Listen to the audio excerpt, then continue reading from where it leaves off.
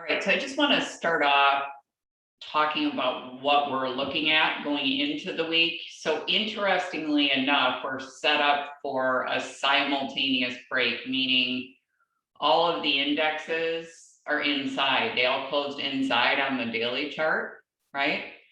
So the way we trade these inside candles is a break in either direction. And I'm just going to show you a little nuance thing here with SPY, because this will hold true for any setup. But you see how we've got wicks on candles so close by, within, what, 35 cents.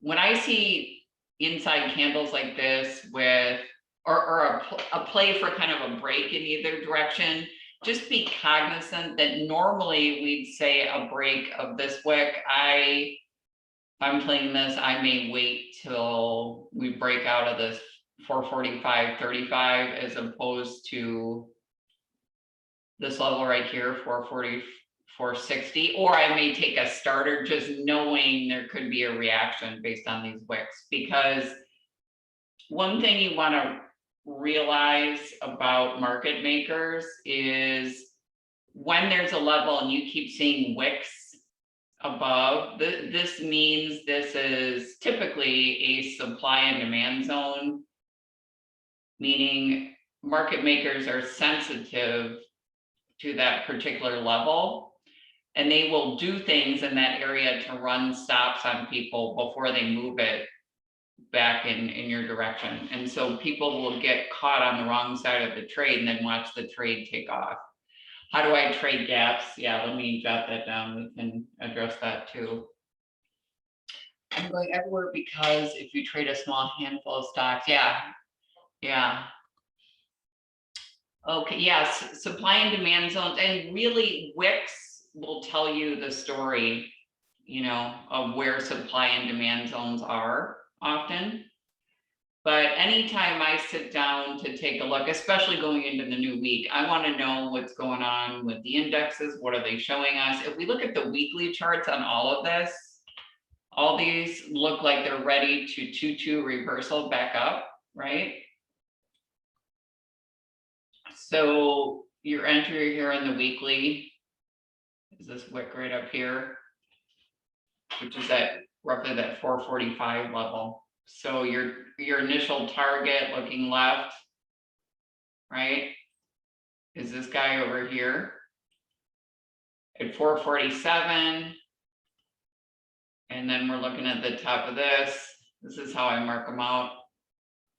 Just kind of stair step by looking left, right? So in an ideal world, we're looking for it to get all the way back up here and break out to new highs. But if we're trading on the weekly chart, we kind of put these targets as 447 and 448.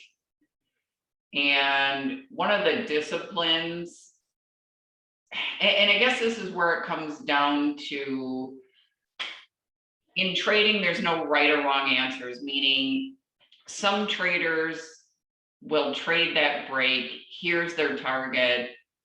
That's what they're looking to get. Others will say, and they'll hold it until it gets all the way back up here. Others will say, I am, if we get here first to the 446, 447 level, I'm looking to take some of my position off and then let the rest of it ride. Everyone's got a different methodology that they go about addressing the trade. To me, ideally, you take some profit.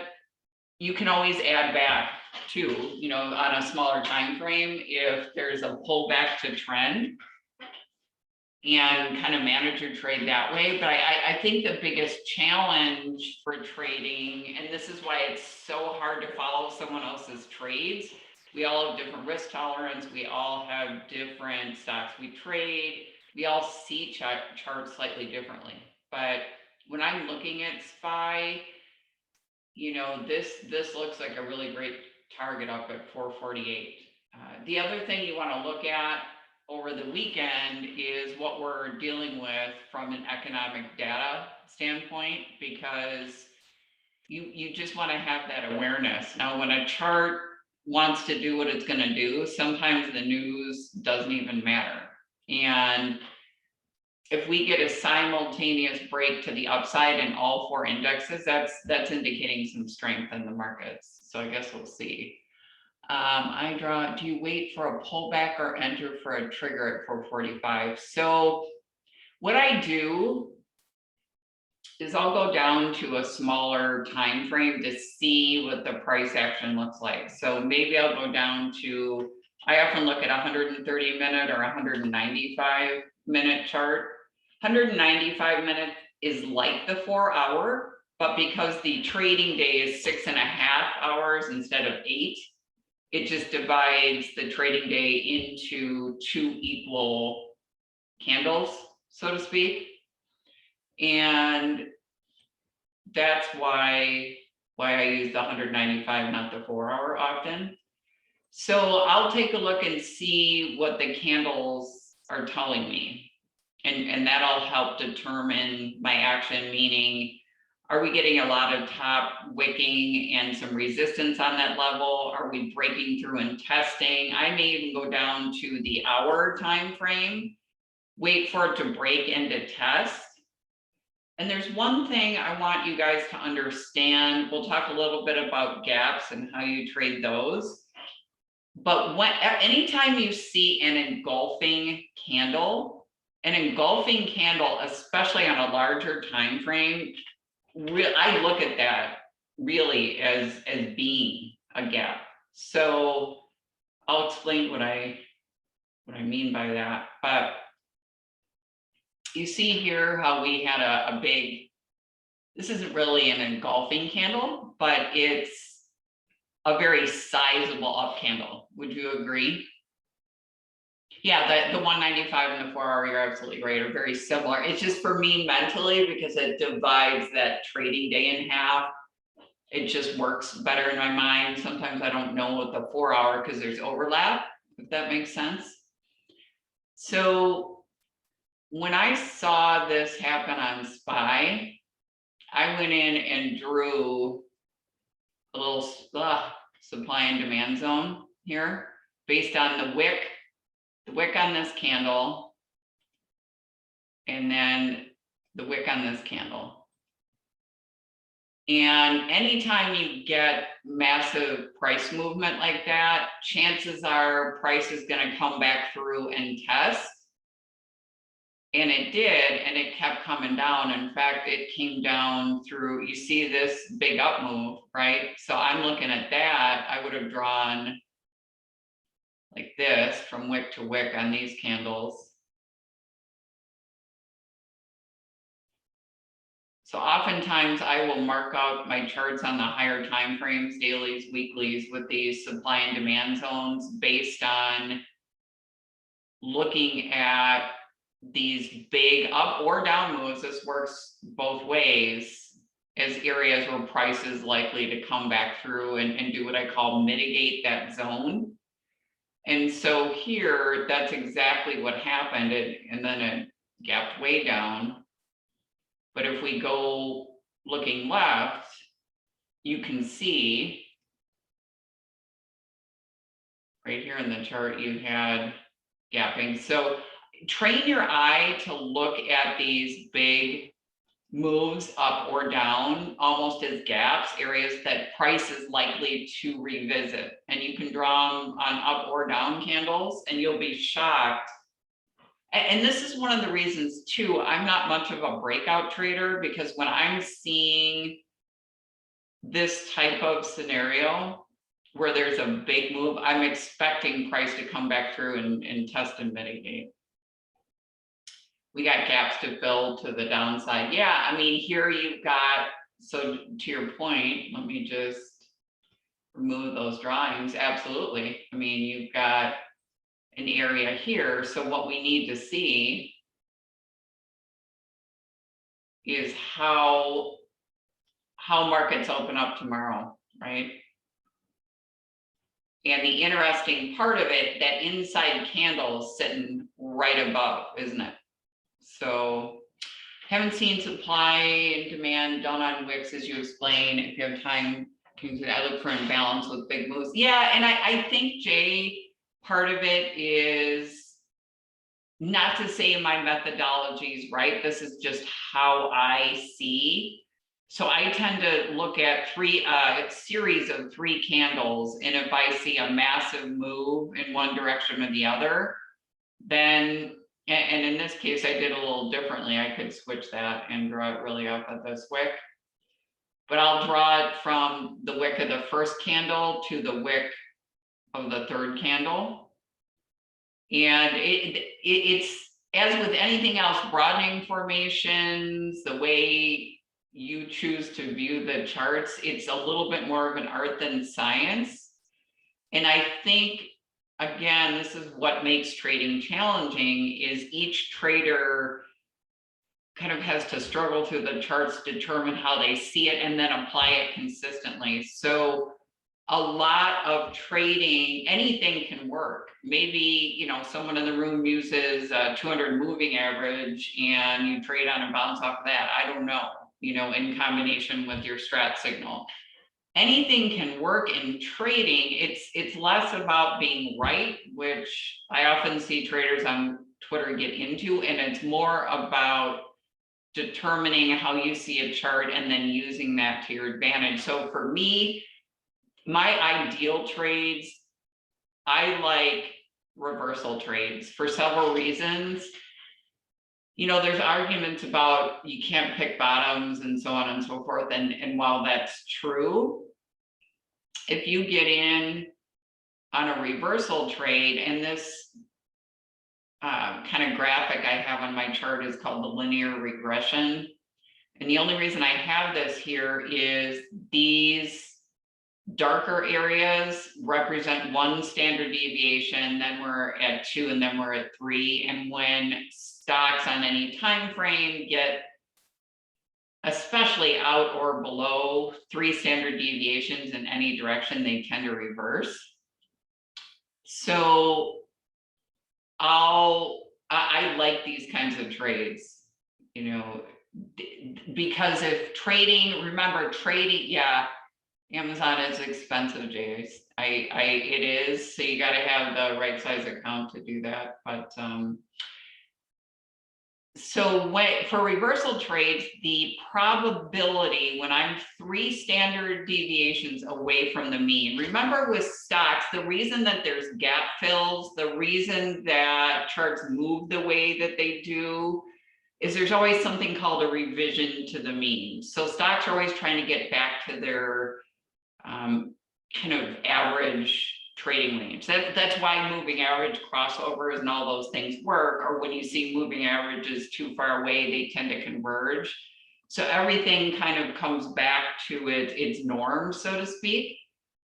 So I happen to like reversal trades when I see it's gotten so far away from its average area of being. And this particular setup on SPY looks pretty darn good to me on the daily chart for a ride back to the upside. Again, what I try to do is form my quote unquote bias, but then leave it open to let price tell me what it wants to do, because I've made the mistake, and at times still do because I'm human, where you get an idea in your head the chart's going to do X, Y, Z. It's telling you it's really not going to, and yet you're still bag holding, you know, wish, hope, and a prayer. The problem with subjective, problem I have with subjective, yesterday Facebook got stuck on the 200. Let's look at Facebook. So Facebook, what Chandler, what time frame were you trading it off of Facebook? Is the I look at all these different time frames, so I saw it. I was looking on like the 3-minute, 5-minute, 10, 15, 30 hourly, daily. So and so I was sitting here watching it into that gap, right? And I was seeing that it went up, and because I look at some of these levels, even though Strat doesn't use them, I put them on there because other people use them to see if there's any like confluence, you know, because I was like, if enough people look at a certain thing, then they could end up creating patterns based on that level. Yeah. So yeah, I don't place too much stock into them. I just try to see if a price like actually does something when it gets there. And I noticed it did it on the 10-minute, right? But then you'll see it on like different stocks at different levels, right? You'd be like, well, like on the 10-minute, it got to the 200 there and it kind of stalled out for quite a while. And then on other ones, it might be the 15 or the hourly or so on and so forth. And then, so I kind of think about that about broadening formations too. It's like, well, you'll have ones on smaller time frames, and then you have ones on larger Yes. time frames. So it like where the level that it actually reacts at will differ depending on the time frame you're looking at. And that is true. So there's a lot to be said for going back and forth with timeframes. And I always start with the larger timeframes, and then often I go down to a lower time frame to look for my entry so that I don't get this, okay, it broke the level on the higher time frame, and then market makers stop me out and take it down only to reverse 2 minutes later and go in my direction. And sometimes you can see on the lower time frames, 5-minute, 30-minute, hourly, whatever, what's likely to happen, so that you're not taking a strat signal on a larger time frame that you're likely to get stopped out on, if that makes sense. But when I look at broadening formations, I'm always looking for a 3 candle. So on my chart, the 3 candles are these blue guys. So, we've got a broadening formation that I would draw something like this. And then what I've noticed is a lot of times broadening formations will kind of move up a trend line. If you can draw the top area of your trend line intersecting or touching as many of these 3s as possible. And again, it's not that mine are right and someone else's are wrong, or mine are wrong and someone else's are right. It's just the way that you see it and observations that you make about what price does. Okay. So here, really, maybe we could tweak it a little bit. A lot of times what I'll do too is, when the biggest advice I can give you on drawing broadening formations is you got to start to learn what's likely realistic, meaning I could draw it like this, couldn't I? Yeah, I'll see that a lot too. Yeah. But once you go above like 40-degree angle, then you're getting a little too parabolic. That's right. Exactly. And I think that's the biggest thing. When you're drawing them, you got to kind of look at the chart. Oh, I didn't mean to do that. You got to look at the chart and make observations about what you just drew and ask yourself the questions, is that likely to happen? And, oftentimes I will clone these lines, and maybe I'll bring it down a little bit here, where, we kind of have this little trading channel, and maybe initially I'm looking in this direction. And then I'll go to other time frames too and say, how does that look, or how does that apply? On the weekly, maybe I draw it like this.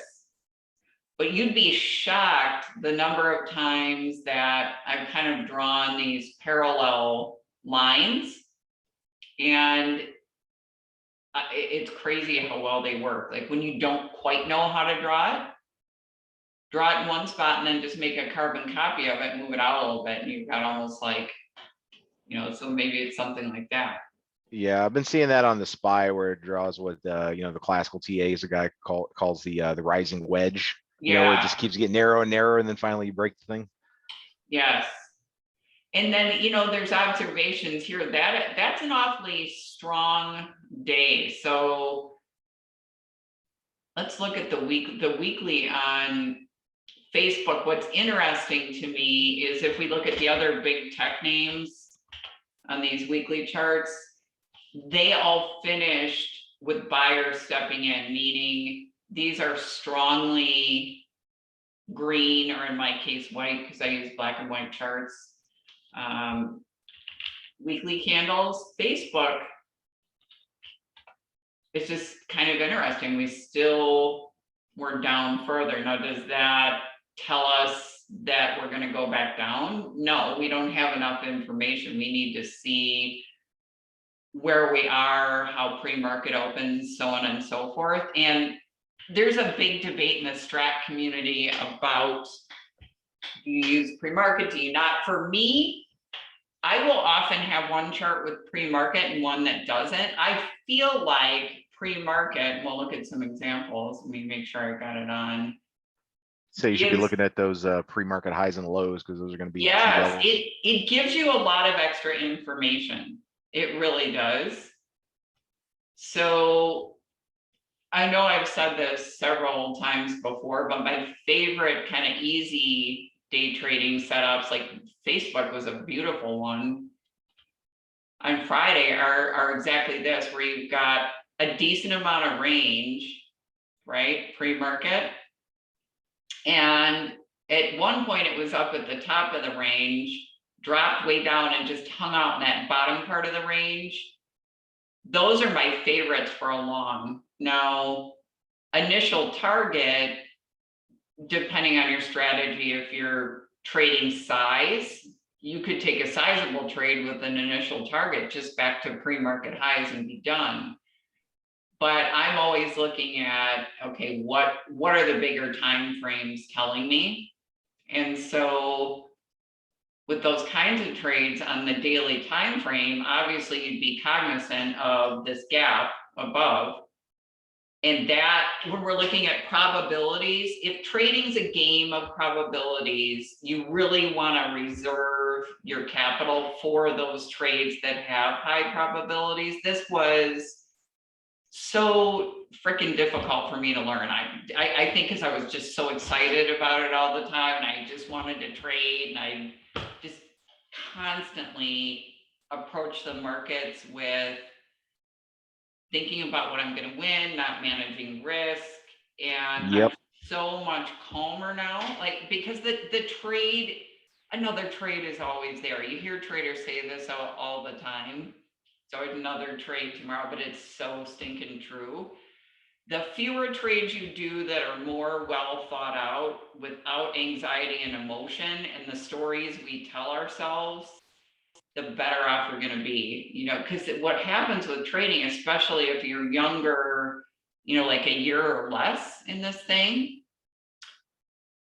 you start telling yourself stories about the mistakes you make. Oh, I suck. Oh, it's this. Oh my gosh, the market's out to get me. And then you create this whole thing in your head. And really what it is not that you suck, not that you're not going to get there. It's that you're not approaching the market the right way. You haven't done enough homework. You probably need to put more work in. You need to step back and make observations. And as long as you don't give up, you will get there. But that's where it starts to fall apart for a lot of people, because then we come back and try to force it. Whereas if we just sat back and observed, and in some cases paper trade, you know, there's a lot of conflict about, if you're not doing well, you know, don't paper trade, it doesn't help. I think that's crap personally. I mean, when I would really struggle, I can't tell you the number of times I went back and forth, because if my job's to protect my principal and I keep making crappy decisions, I don't want to keep doing that. I got to figure out, especially with options, what I'm doing wrong. And I'd rather do it with fake money at a certain point. And so if you've already had experience trading with live money, like for an extended period of time through, like, you know, different market cycles and stuff, and you're still, you know, trying to get the hang of it, then I don't think moving to paper would be a detriment at that point, because you've already got the experience of what it's like to trade with actual money. Yes. Yes. And can the person put themselves in the mindset of, this is practice for the real thing, and then make the observations, mark up the trades. If you're just screwing around, although even sometimes screwing around, I've learned a ton just playing around with different things, you know. But this setup on Facebook, wow, that's amazing. One other thing I want you guys to notice about price is price tends to gravitate back to areas where buyers and sellers have fought before. So all these yellow inside candles, really, if I'm looking here, it almost has gotten down to this level, what was too strong. You know, when you look at, for instance, right in this area, look how many inside candles we are. That's an area that I want to keep an eye on, because that's an area where buyers and sellers have fought over price. So keep an area on your inside candles. They tend to come up over and over again on price charts. And they'll tend to gravitate back, you know, when price is mitigating moves back in the opposite direction. You'll find that price will gravitate towards some of those areas. Less trades, greater patient. Yeah, exactly. Paper trade, the money. I think the learning is if you apply it and treat it seriously, it is. It really is. All right, someone had mentioned Etsy. Let's take a look at Etsy. This was on, so let's see what the weekly looks like, this one again. So Etsy on the weekly, this is a 3-1 setup right now, right? So that could be a real beauty if she goes 3-1-2 or 3-1-3. But what we're looking at is a break of that inside weekly candle, the 225. You got to be careful with this one, because what I see when I look here, look at all the little wicks right above that area. So just be mindful of those things. And Etsy's the type that when Etsy wants to go, she can just buy, she won't even care about all those wicks, you know. But just be aware that market makers are looking to fake you out. And I think one of the pieces of advice I can give you that really takes some time to learn, but understanding where it is that market makers are looking to grab your capital and freak you out of a trade. All the wicks, so in that area, likely to be supply, meaning what's happened here, let me make this bigger, because there's two things that happen with top wicks, okay? Two things happen. You've got number one, folks that are short, that have stops in that area, and how do we cover when we're short? We buy, right? So buy stops hide out in that area. You also have people who are breakout traders that put limit buy orders in there to go long on a breakout of an area. So when you see a top wick that grabs and fails, what that is market makers forcing out the shorts. So the shorts had to buy to cover because it broke above their level, and those shorts are going, oh my gosh, this thing's going to break out to the upside. And then you have those longs that limit buys got triggered, and then they turn around and slam back the other direction. That happens quite a bit. Shenanigans. Yeah, exactly. Yep. So sometimes that's where going to a lower time frame can happen, or can help you see. And if I were to draw, let's see, let's just draw brown information. This one's gonna look a little wonky. But you see how there's a 3 candle here and a 3 candle here on the weekly? So I may draw, and then you've got kind of this weird, this one's a little trickier. Why does my stinking mouse keep doing that? So a 3 candle, as Rob says, is a broadening formation in and of itself, right? This 3. So the only thing with Etsy right now to me is, depending how you draw the broadening formation, and certainly we could argue about that, but I'm drawing it based on the fact that a 3 candle is kind of a broadening formation in and of itself. You're a little mid-range. However, what we want to do is see how price breaks and go down to a lower time frame. And one of the things that I want to cue you guys in on, if you go down to a lower time frame and you see, this is kind of choppy looking. Let me just pull back so I can get the bigger picture here. But there's something called market maker patterns of how market makers move markets. And typically what they do is, and this happens over and over and over again, where they run price up, sell it off, double bottom, bounce it back up. And this one, it's not easy. I'm gonna try like a 30-minute or an hour, because it just, on the smaller time frames, okay, this is giving us some more context. All right, so here's an example. So you see at the top of the range here,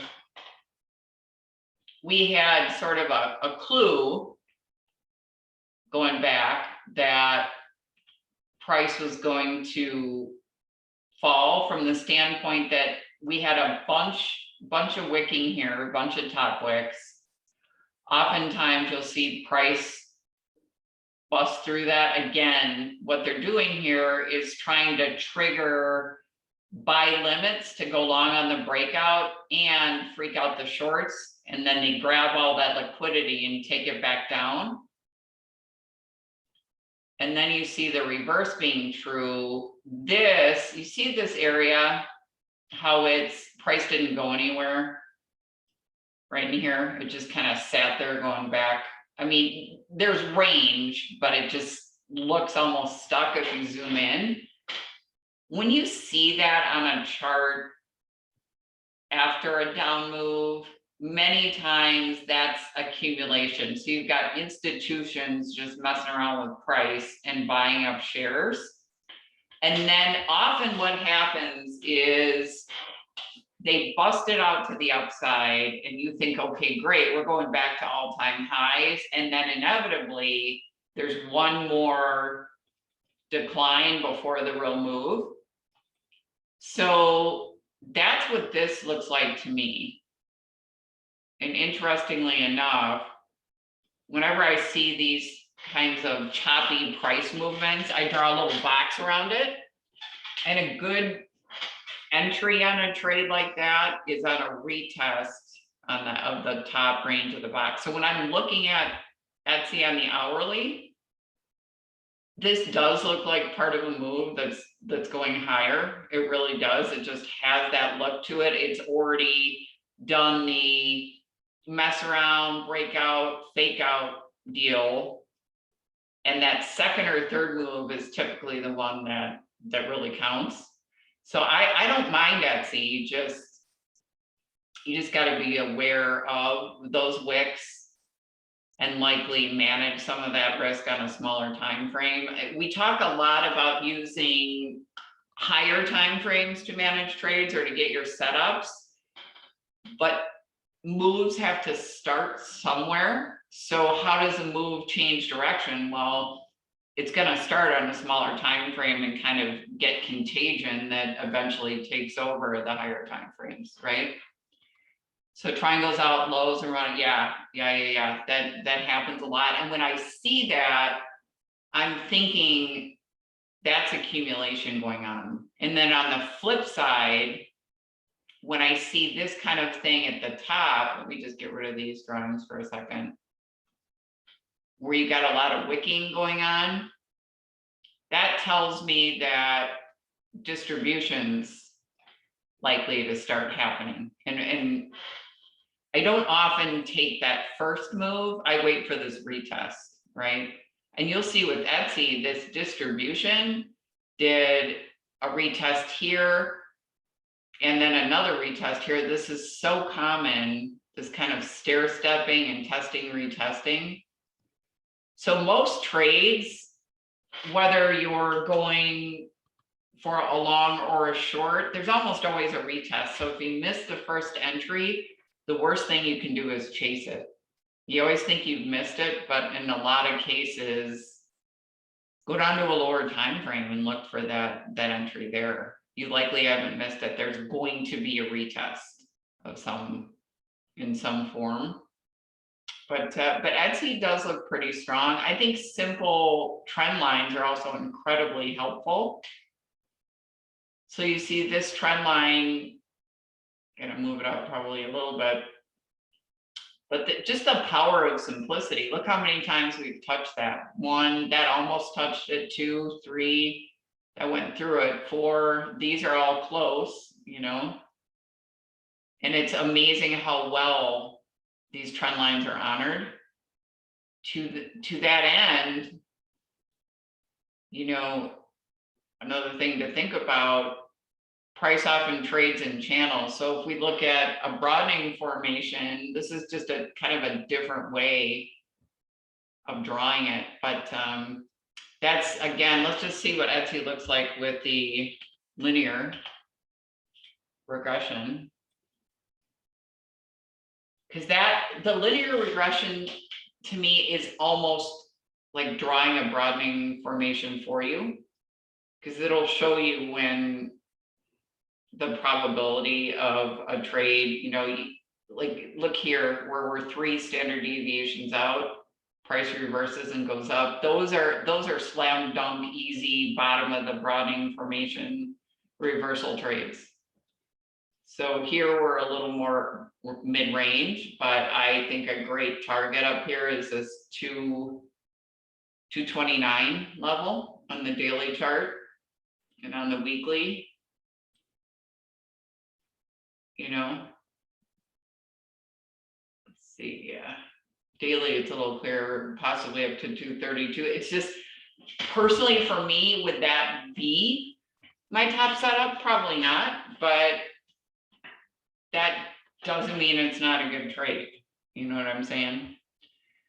So here's a few that I really did like. I like Apple, you know, on the weekly, or ride back up to, we do have some wicking here that we need to be cognizant of.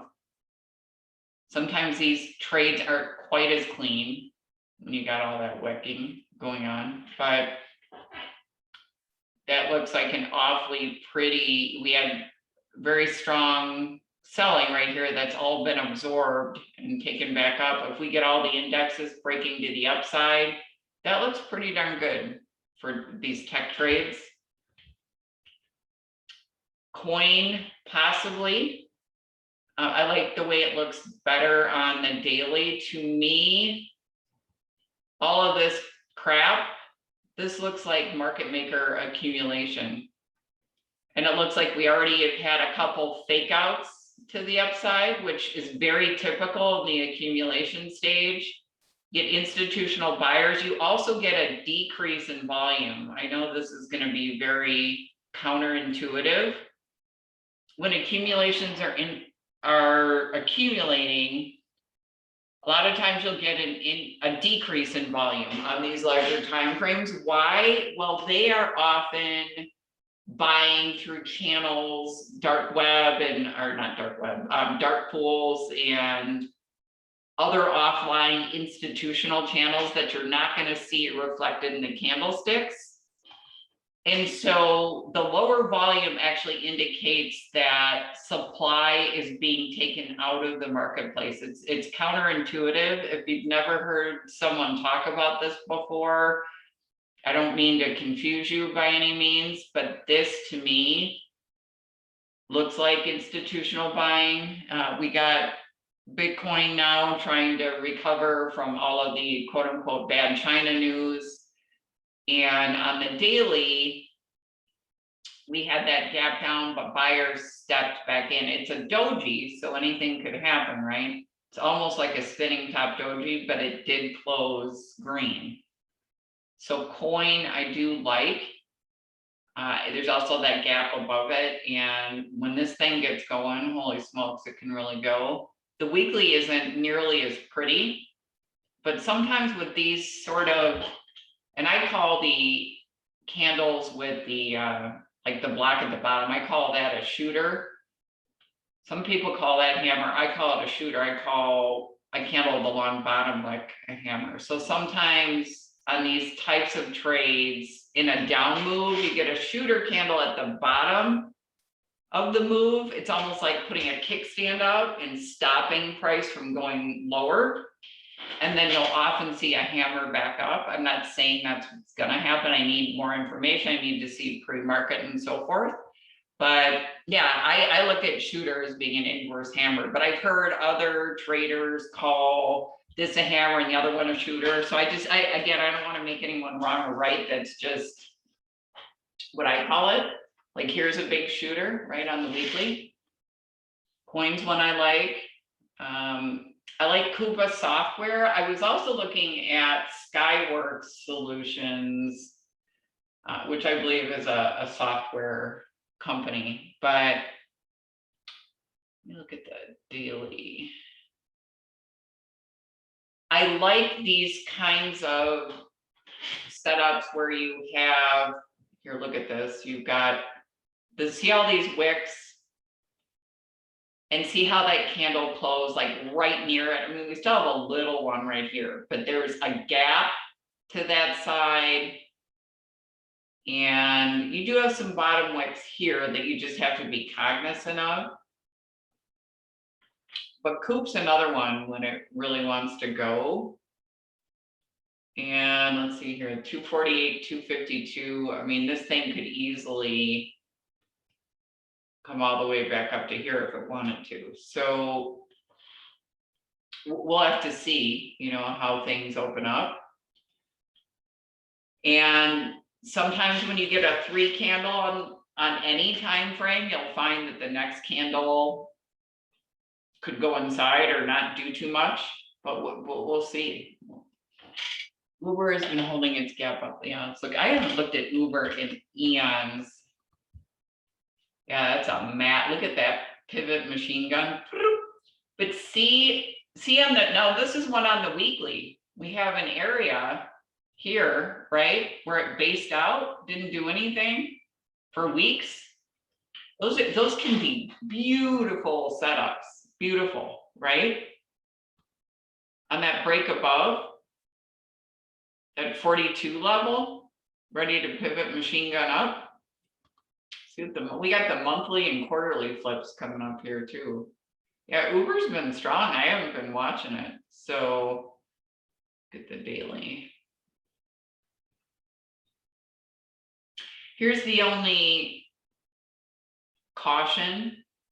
You know, it's getting up near that 3 standard deviations on the upside. However, it's still in a declining linear regression here. So sometimes when I see that, it may be if Uber has a strong day tomorrow, that linear regression actually starts to reverse and go flat and move to be in alignment to the upside instead of that downtrend that it has been in. That's how linears can help too. Let's see on like the hourly. Yeah, see how it's flipped on the hourly and it's in an uptrend. And here's that market maker pattern on the hourly chart. You can see it real clearly. See how it's just chopping around in there? And then here's the move higher. The only thing I would caution on, you get that move higher, often you get a move back down before the real move. We'll have to see with Uber, but just keep that in mind. PayPal, you know, PayPal tends to move with Bitcoin in a lot of cases because I think they accept Bitcoin. Look at the daily and the weekly on this guy. Ooh, that's pretty. Yeah, I like that. I like that a lot actually for multiple reasons. I like this double bottom that it has right here. I like that PayPal on the weekly chart, we're not so far off that 3 linear regressions to the downside. So as far as a reversal trade, I also like if I put my cursor right here, yes, there's some wicking, but it's not too far out. In other words, there's a pretty clean level right here at 282-ish. Not a lot of resistance once it gets above that. I mean, there's a little bit right in here, potentially, but that could be a big nothing burger. So I like that a lot. You got a double bottom, so we've already had price mitigate that area twice, which means probability wise, that's got some strong probability. to make that move back to the upside. I like that a lot.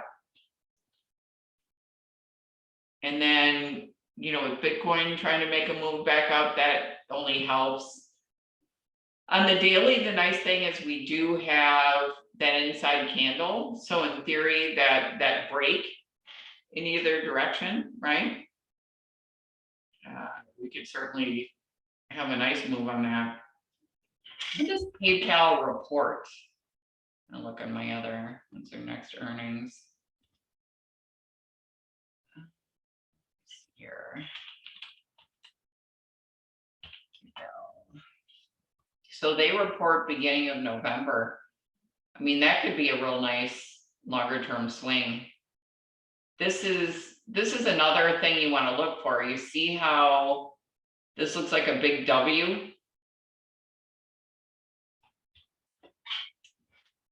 Really, when you see those kind of patterns, and then on the flip side, when charts want to go down, they often look more like an M. See how that was an M right before? I know it sounds really cheesy, but you'd be shocked once you start seeing those kinds of things, how well they work. Let's see what other, we had AMD. Let's look at AMD. So isn't that funny that PayPal and AMD, you know, kind of along with the indexes, this inside candle on the daily. AMD I do like here. Same type of deal. We were too strong to get all the way down to that 3 standard deviations. One thing to note though, just to be cognizant of with this chart. I hate it when my mouse does that. It's like it doesn't grab the.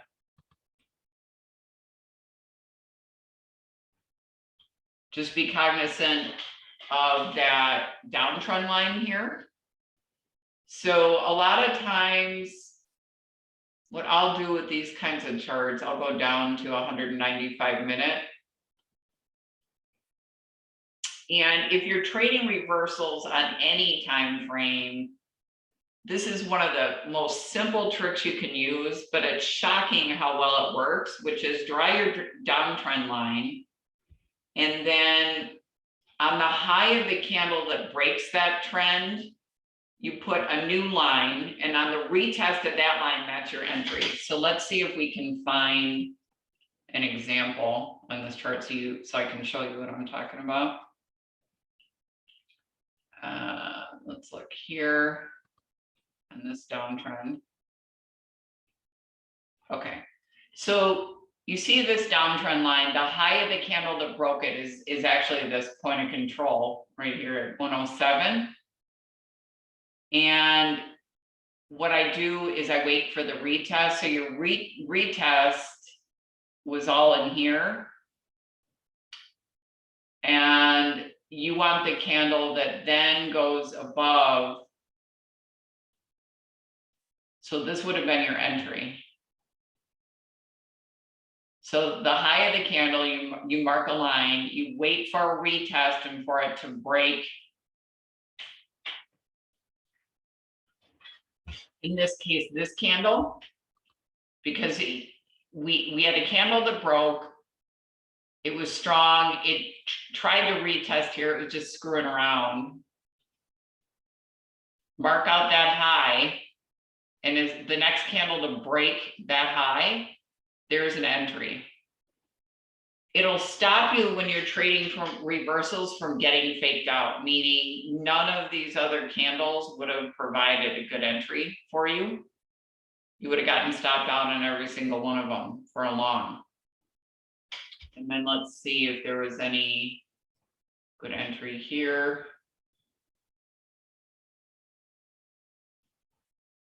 Not yet, you know, that because that's part of the bigger downtrend. But there's just little tweaks that if you start implementing them, this is why I almost never, if I'm going to a next level, I don't trade that breakout. I wait for that retest because 9 times out of 10, 8 times out of 10, there's going to be a retest. All right, let's look at the.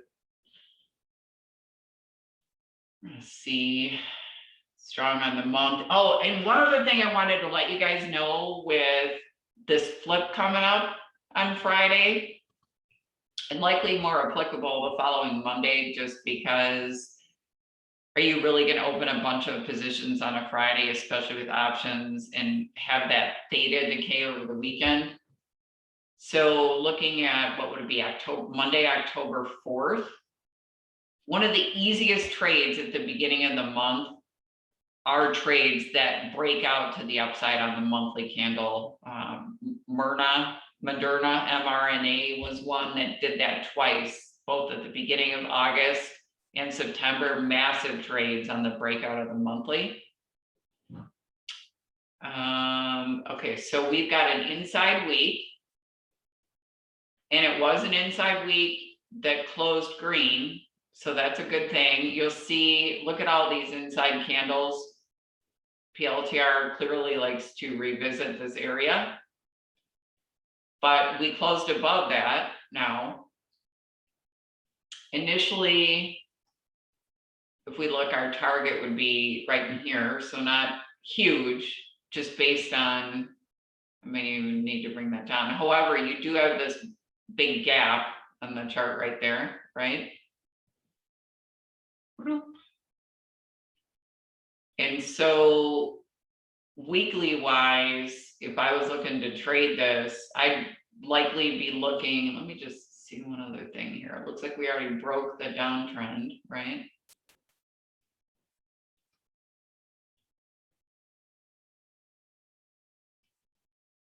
And then there was our candle that broke. Next one, our entry would have been here. So yeah, I don't mind that chart. I really don't. And if you look at it in the bigger context of this market maker pattern that we've been talking about, look what we got here, which is our W pattern forming, right? We already had the fake breakout, which was right here. Then we came back, some more accumulation. This thing could be ready to go. But you'll start to see this happening over and over again on these time frames where you'll start looking at it. And this is what's really helped me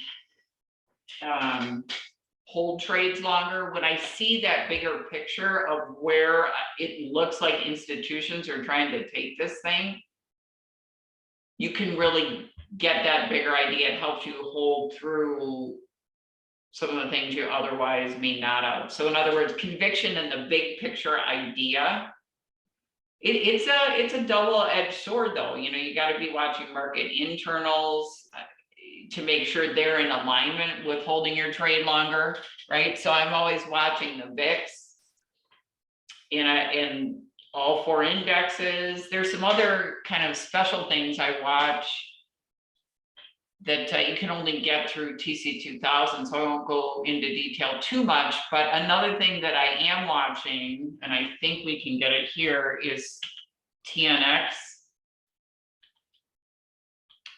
I don't know what this symbol is. So it's the CBOE 10-year Treasury note yield.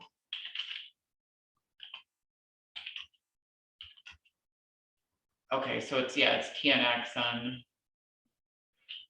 So there's a lot of debate about interest rates and are they going higher and blah, blah, blah. Well, being straters like we are, what we're seeing here is we just had a breakout in interest rates on the 10-year note, right? Which is a key thing that the market looks for.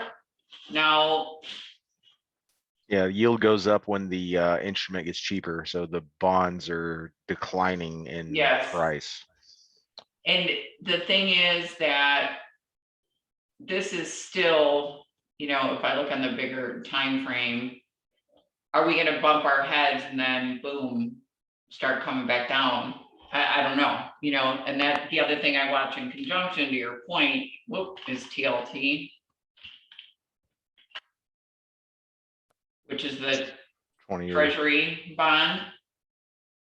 So you know, those have been selling off, and you've got an inverse reaction between bonds and interest rates.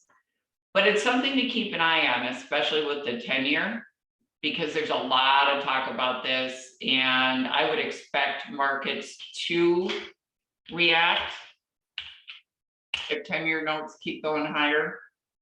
We need more information here, right? Just because it had a big breakout to the upside, we're still in a downtrend.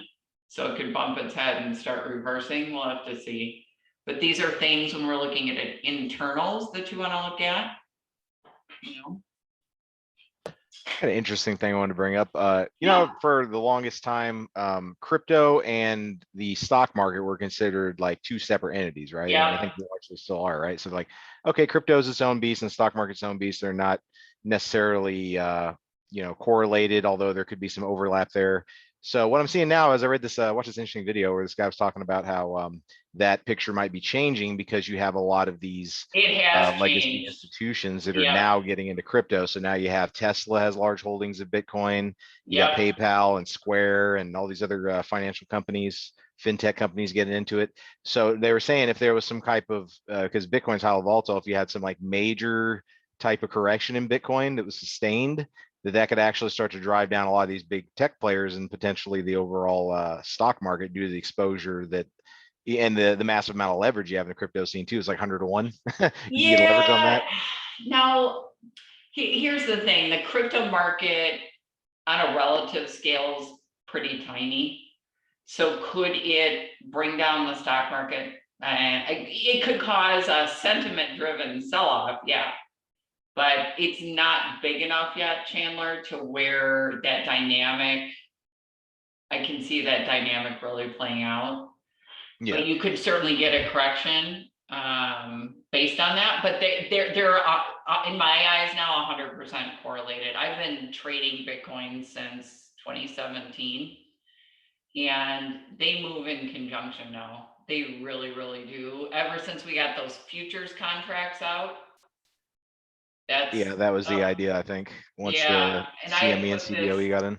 exactly. I put this line on my chart to mark the buy on Bitcoin, and then somehow I missed it. I don't think my alarm went off.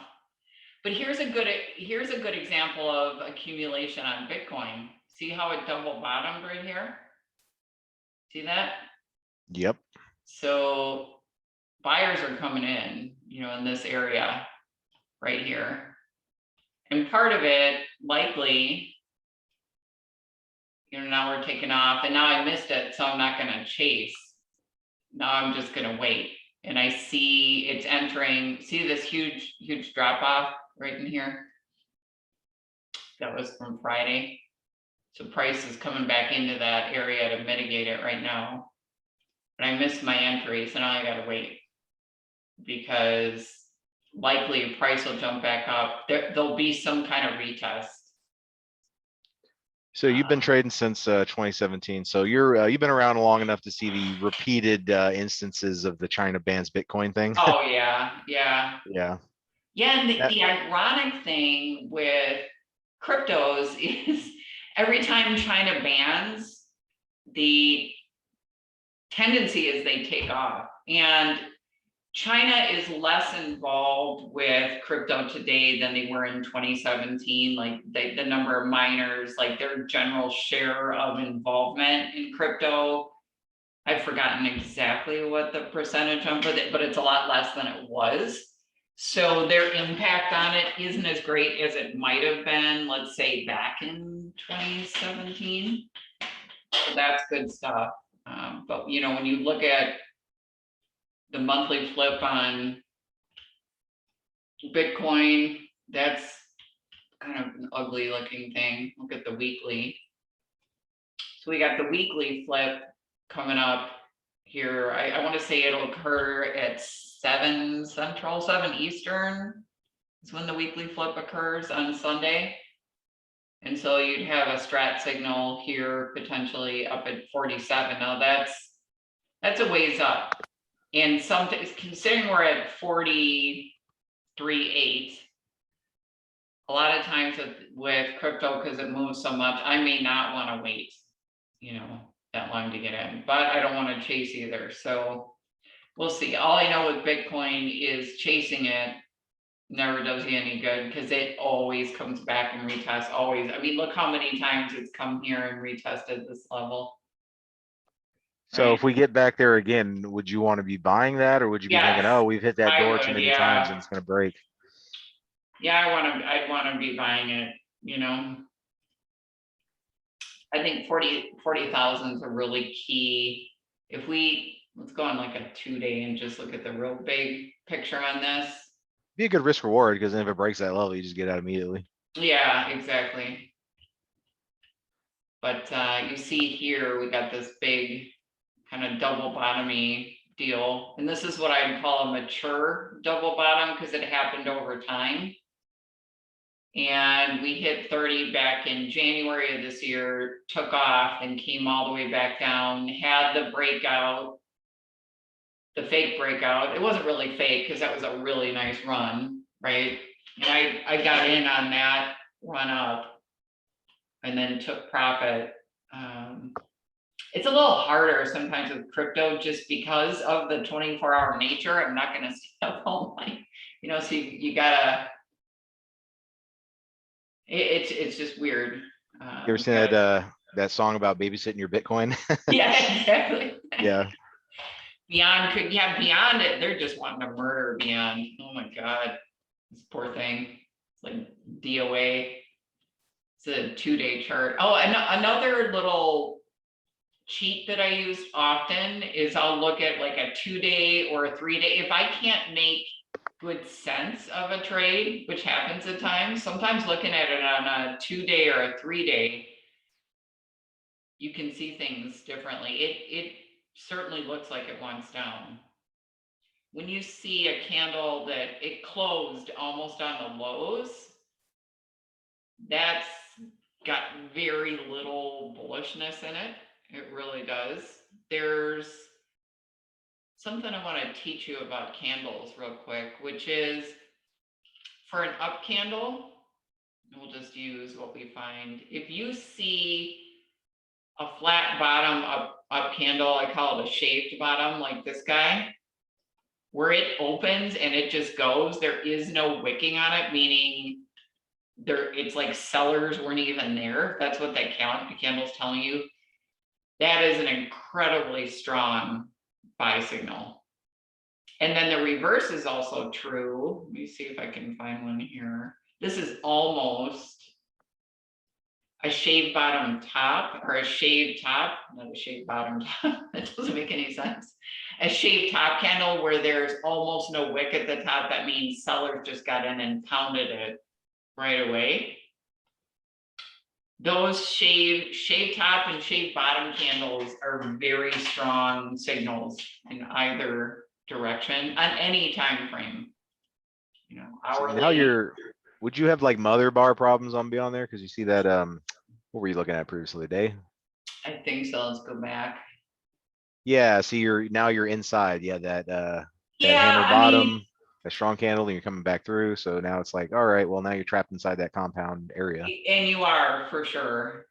But here's the thing. I don't personally overly worry about mother bar issues. I think with a lot of things in trading, you need to be cognizant of what you see. And certainly that could be a problem, but sometimes you'll find that with the mother bar issue, a perceived mother bar issue, because this is a break of a daily candle to the downside, it really almost gives you more power to head back down. But with that being said, the other thing you've got to look at here in the context of the overall story, and really when I look at a chart, what I'm saying to myself is, what is the story that the chart's trying to tell me? And one of the things I do notice is this 99.60 level before it started making the move back up. Is it likely to get back down there? It could, but that's a real nice mature double bottom. My guess is if and when we get back to that level, we're gonna see a bounce and another ride back up. In fact, maybe, and this chart is kind of crazy looking really, but this could be the beginning of that market maker cycle back to the upside, depending on how far this goes, right? Meaning you had your little area of consolidation where price chopped around, buyers came in, took it higher, slab it back down for that second test before institutions grab it up and start moving it again. How do you see Okay. that, that gap there on that daily chart? Is that near-term gap goes back This about, guy? let's see. No, the one that's closer. Right before, yeah, you see where it gap down? We've been trending down to your right Yes, side, around September, yes, right after that three right candle. here, Yeah, the yes. second three candle. Yeah, they got a Yep. gap in there. Yeah, so I'm looking at that and I'm like, okay, well, I'm thinking we're gonna go back and fill that gap, but you see the trend is down currently. So would you be waiting for it to get over like where that wick area is at in order to try to play that, or? So here's the thing, because gaps generally do fill, whether they're actual gaps like this or a perceived gap with a massive move in a candle. But right now, for us to fill it back to the upside, we would need to see a sign that buyers are stepping in. This particular candle doesn't give us any sign of buyers at the moment. Right. Could change though. Let's just look at after hours and see what happened. And after hours, I do look at, I pay more attention to pre-market simply because institutions are trading pre-market and institutions are the important part of it, right? Often after hours, institutions aren't, it's just a bunch of retail traders usually playing around after hours. But so what we see here, and what I'm looking for is where is price relative to where we closed. And it does look like we're lower. In fact, it almost looks like we're testing this point of control for a ride back down. But just when you're planning out your trades, you really need to have this conversation with yourself about what you're seeing on these various time frames and how they relate to each other. When I'm looking at this on the weekly, that looks ready for a move back down. I mean, below this level. I mean, that's just not a pretty looking chart. That's what I'm thinking now, but I've learned I could be totally wrong and the market could do something completely different. And I just need to be cognizant of that. So whatever your bias is, I think it's okay to have a bias, but you got to be open to markets not cooperating with your bias, because markets don't really care what you think. Yeah, I right? get that a lot where I'll get in and it turns out that I was exactly wrong on the move. Like I bought the apex of the move or sold the bottom of it, and it turns around immediately. Yeah, and a lot of people have been trying to take Chewy long for a while, right? Like this. Here's an example of what I was speaking of earlier, where you have your little wick. It did the breakout deal. See how it just wicked right above, grabbed liquidity and took it short. So likely shorts got stopped out on this weekly and longs, because you would have had limit buys for a 2-2 reversal back up. Yeah, triangle them out. Yeah, and that's where when you're looking for these breaks, let's see what day that occurred. Actually, let's look at a 30-minute chart. What's the date Monday? I don't even remember. Was Monday the 20th? Let's see, last Monday was the 20th. Yeah. So let's see. Look at that. See those little SHITs, what they did? Okay, so here was your kind of clue that could be coming, because you've got pre-market, well, really after hours pre-market combo. I would have had this marked out. Then you got the bottom. That was a nice long for sure out of the gate. And then what I'm noticing here, and this has to do with looking at multiple time frames and just being cognizant. Let me just take the pre-market actually off for a second so you can see this.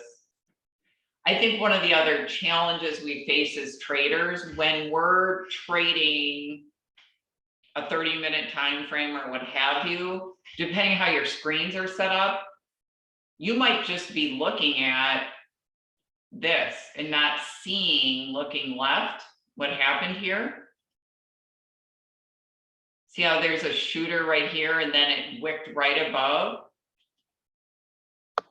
Rope in them breakout traders and then take it down. Exactly, yes. So one of the things I want to encourage you to do, even if it's like if your layout is, I did this on my Bitcoin chart on accident, but let's go to my like 8 time frame deal. Which I think Does is- the volume tell you the story there too? Because then if you start breaking above that level, but you're not getting that volume for the follow through, and that's like, yeah, oh, and volume's a tricky thing because a lot of traders, let me, where did I put it? Read it wrong. So let's see what volume's telling us here. And if we look at the 20th, so what I'm noticing about volume is you had all these buyers come in, right? But price didn't take off. It just kind of sat down. So that's telling you that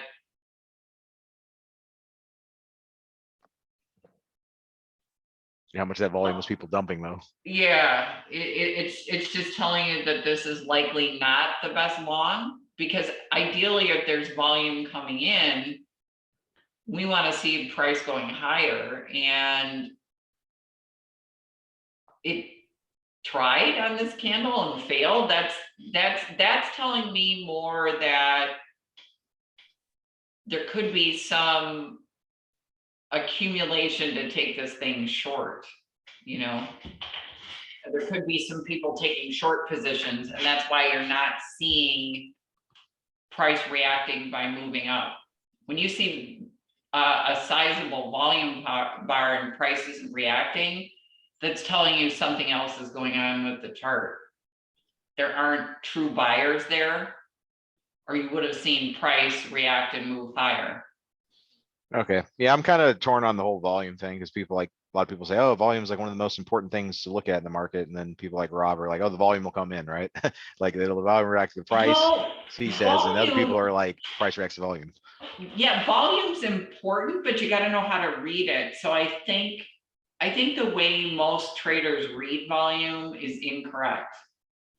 Meaning they don't know the nuances. So if I see a big volume bar on this particular candle, that's not a signal to buy and go long right here. Now they tried to make it look like that, right? Look at this. They wicked it above, so what this is to me is market makers luring you in on big volume to go long and then turning around and stopping you out right here. So in other words, that one's that's a tricky one. It's a trap. That's why you gotta have That was tight a stops, trap, right? absolutely. That was a Because bear if you trap. stayed in that, you got wrecked, right? Yep, or a bull trap, I mean, because they tried to make it look on this big volume that it's gonna break out, and it started to, you know, I mean, this is kind of a crazy looking candle. We opened way down here, came all the way down, buyers picked it back up, tried to break it out above, and boom, you know. So when you look at volume, you almost have to read it in the opposite way that you have been taught. Meaning, like what I'm seeing here, massive down candle, huge volume spike to the downside, and supply is being absorbed because price started coming back up. Yeah, now you got that mother bar. You got this mother bar issue. Chewy's a tricky one. Chewy's a tricky one. Now let's scroll in and see what it looks like in the context. I'm going to get it on a higher.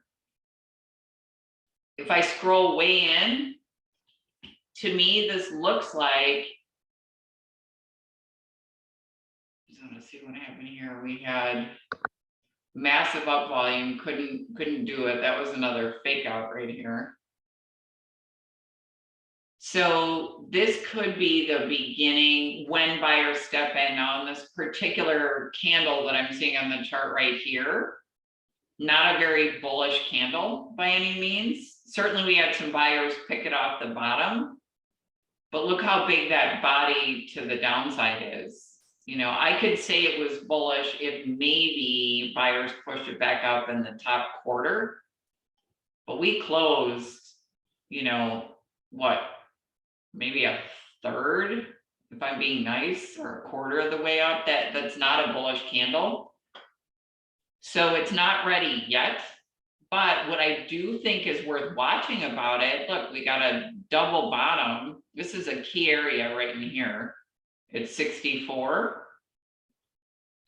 And we're near 3 standard deviations on our linear regression. So what I'd like to see is a strong up candle. So maybe we get a hammer candle off this lower level, and then a 2-2 reversal on the daily back up for that ride higher. It's not, to me, it doesn't look like it's ready yet. Because I want to see, you know, something like this maybe. You see here how we had this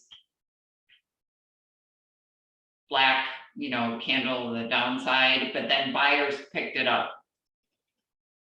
So this swing trader, this old swing trader that I was one of my mentors, he used to always tell me, hey, it's not ready to go long just because it's at the bottom of this robbing formation, or it's, you know, all day. You got to see buyers step in. And I remember thinking, what the heck does he mean, see buyers step in? Meaning I've got to see some sort of green candle, meaning buyers were interested enough to get it going back the right direction.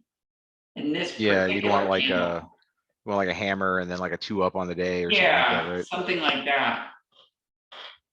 You know, like Amazon. So Amazon, in this particular trade, is just a good example of high probability trades. So Amazon had earnings and it had been selling off for almost a month, really, right? That huge gap down on earnings. And then you had buyers pick it up with this candle right here. And then you see how the candle the following day, there was almost no wick on it. The probability of that trade working out, or if you find a chart that looks similar, this particular day was almost like I would say a 90% probability plug. We'll look at plug that trade was going to work. Why? Let's look at the probability. We've got, that's almost a week. Yeah, it had a little bit of a recovery, but it was a lower high. So 1, 2, like a month of no advancement in price. You find a good strong stock like that that's been beaten up. And then on this, I actually traded it here. What was that, Thursday? It's got another gap on it to fill. Yes, yeah, it sure Yeah. does. And it's what I'm looking at. Yeah, that's just pretty to me. Because you've got, yeah, that just looks nice. Real nice trade. You got a higher low, right? A mature higher low. You got all this consolidation crap that's been going on forever. At some point, I expect it to be a $4,000 stock. I really do. We'll see if it gets there. But all of the techs are lining up like that. Google, Apple, Tesla. Looks pretty good. Oh, I don't know what that is. Tesla's chart though, that is an ugly. You know, if you had taken a swing down here, it's just not fun to hold through. But Yeah, that thing was bucking the trend on Friday. yeah, But that is, It's like Q's was struggling to fill that gap and Tesla just started running. it looks like it wants to go. And then you get Bitcoin and all that running, because now like Bitcoin and Tesla sometimes move together. It's weird. It's weird. Let's see what futures are doing real quick, guys. Let me pull up FinViz. And here's the other thing for anyone that's swing trading, because one of the hardest things for any swings that I used to do is you look at futures at when markets close or even in the morning, and then you start thinking about trades you have on, it's going the wrong way. You got to let that go a lot, because what futures are doing now, even what they're doing when they open at, I don't know, 4:30 Eastern tomorrow, could be a completely different story by the time the market opens. So if you're swinging, try not to freak out and check futures every 5 minutes. What's the most important is what is it doing right before the open. And I've gotten, so much calmer about that stuff when I used to swing trade. And if you're not at the point where you can be calm, don't swing. Don't swing trade. You're just gonna really mess yourself up. But futures they're flattish, right? I mean, Dow Jones was the weakest of the three, so it's up more than the other two. These two are flat. I don't know, it's not telling me much now, but I just thought it'd be good to see where we're at.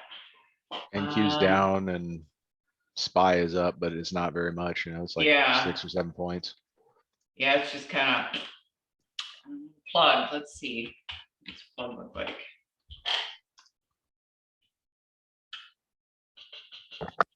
Is Plug a China stock?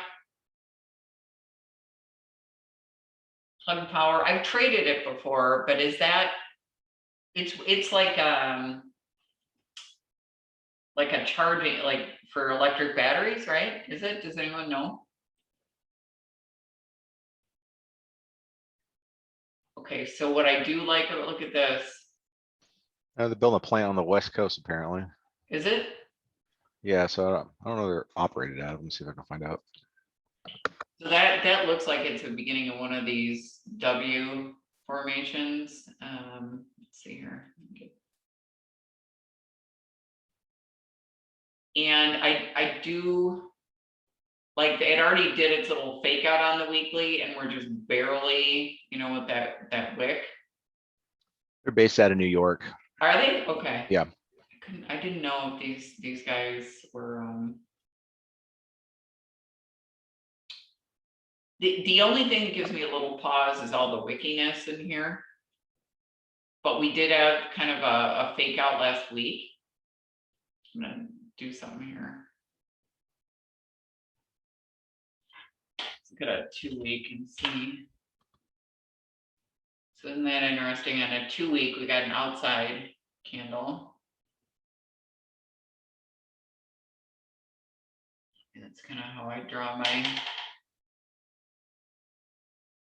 This one's not ideal from a broadening formation. Draw it back. Look, oh, this thing's going crazy. Draw out this 3 back here.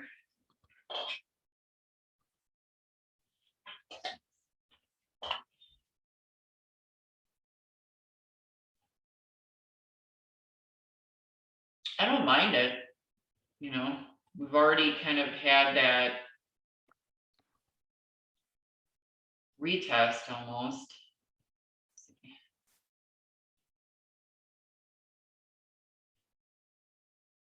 So where I would like it, because you've got this downtrend, and draw that very well. Here's your candle that broke it. Really, it's this guy.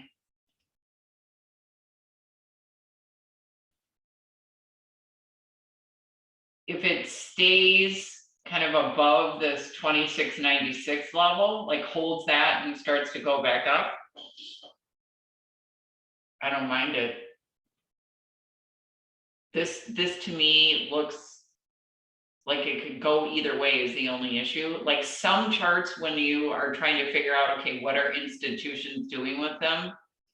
It's real clear that they're accumulating or distributing, because that's, the markets are either they're in one of three phases at all times: accumulation, distribution, or consolidation. They can't do anything else, right? So if we look at the big picture, here was your sign up in this area that distribution was about to begin, when I could not make new all-time highs. Comes all the way back down. I mean, if I had to guess, it looks like it's a start of reaccumulation, because this is all the way back in May. And right here, we've got a higher series of higher lows, right?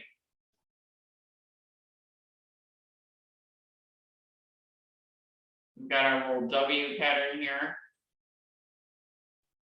I just would ideally like to see on this inside candle that it holds that level and breaks back above. Otherwise, that could easily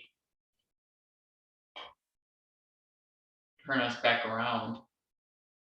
And it could just need some more time to consolidate, right? So I don't know that I see a really strong buy signal yet, especially with all the wickiness going on. But if I look at it week over week, the thing that is positive is we did close higher, didn't we, last week? Not massively higher, but it's still higher. So that's not a bad sign. I think you just got to be cognizant. A lot of times when charts are real wicky in an area that it's looking to break through, it can just be trickier to trade. Doesn't mean it won't work. It just might not be as clean as some of the other trades that you see out there. ES. I'll look up at NQ, slightly flatly down. Yeah, charging station for electric vehicles, which I thought.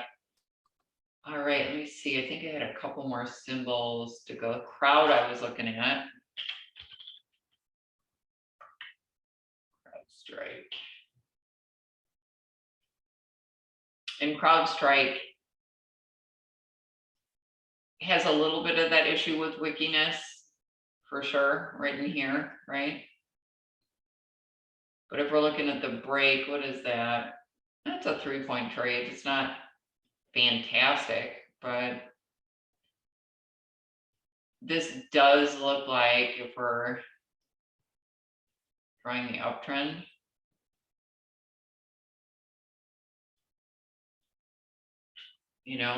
if it's strong enough to hold that bottom wick and not dump below it, it's holding this uptrend line, but it was strong enough not to come all the way back down and test like it did right here,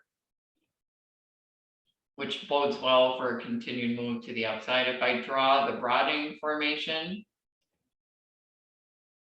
I've got threes right here. It's not the prettiest looking broadening formation that I've ever seen, but this is where on the upside, see all these 3 candles? I may even bring it all the way back here. But you'll be surprised when you're drawing these broadening formations, how many times 3 candles will line up on the outside of the top or the same thing on the bottom. That'll give you a clue, because each one of these is a broadening formation in itself. So drawing like that, I mean, it certainly, to me, looks like it could make a nice move back up. And Crowd's one of those too that when it gets going can really move. What is I'm just going to look up the average true range. It's got a nice 8-point range on it, so it could easily just bust right through all this wickiness and even get all the way here for the week.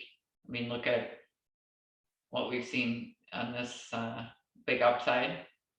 Looking at that more on the daily, I look at the like the average daily range. Yeah. Like last 5 days, and I'll put like highs and lows on there, and it's kind of amazing how often it'll come between both of those levels. Because I'll see where it'll get like the exact low areas, the low, and the exact top levels, the high. Not always, but it oftentimes that pans out, and I was like, oh, that's pretty interesting.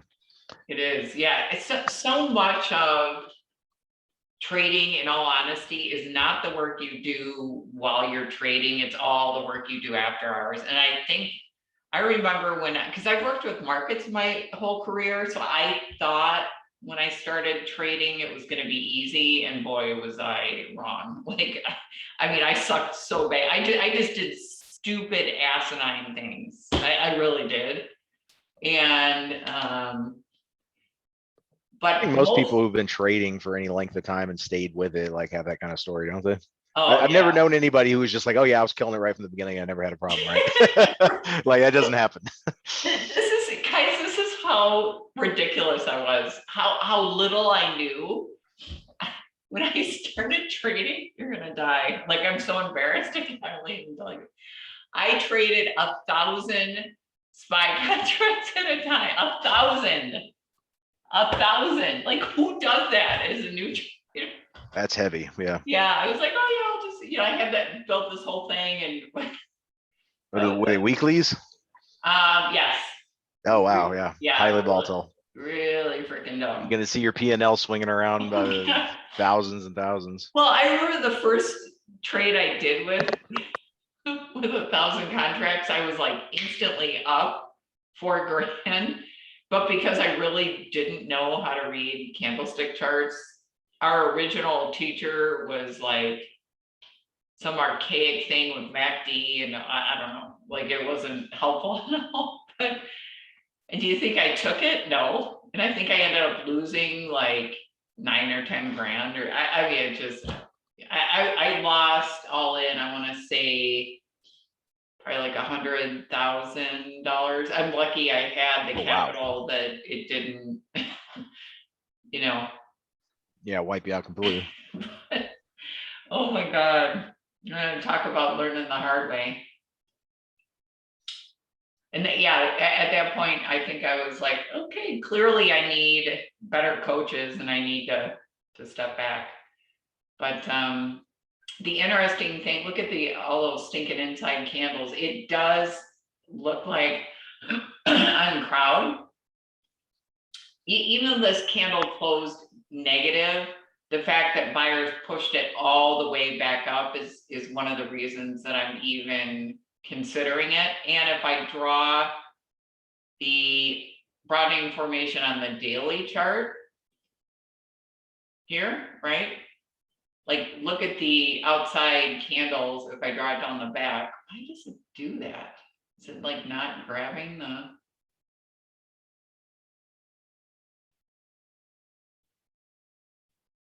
Here's that's how I would draw that one. To me, it looks like it's near the bottom, maybe getting ready for that ride back up. And then we So also have double bottoms. yeah, I was looking at this on the day. I got this little indicator in TradingView that shows you like the time frame continuity for the higher time frames. Oh yeah, I used to have, I don't know why I took that off mine. Yeah, and it's showing, Yeah. oh, it's a 322 bearish reversal on the day, right? And I'm like, Yeah. well, technically it is, but if you look at that last candle, it looks pretty strong. It does, yep.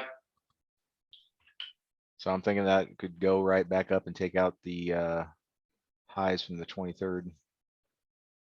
Yep, and the weekly at that inside, it can get over that level. I mean, it's pivot machine gun back up, I mean, ideally pivot machine gun, you've got, this would be a black candle, so it's not exactly pivot machine gun. But and I like space, SPCE. Oh.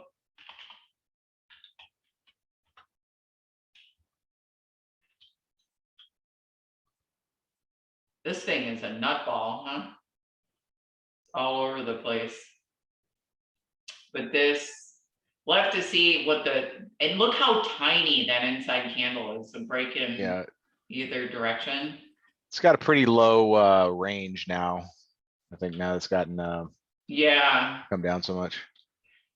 Because that's what it'll do. It'll get in these consolidation areas where that range shrinks and then it just explodes. So one of the other One of my favorite setups, I call it small bodied candle setup, which this is, meaning it's a candle that's wound so tightly because it's so little that price will tend to explode off of that in either direction. Now, we do have a gap down that's never been retested, right? So there's always a possibility you can backfill that gap. Yeah, you got gaps in both directions though too, You so it could go either do. way, right? Yep, this guy could go either way. But sometimes those, I call them small body candle, they're one of my favorites if you can find them. When price is wound that tightly, that's where you get some of those big explosions. Netflix does that a lot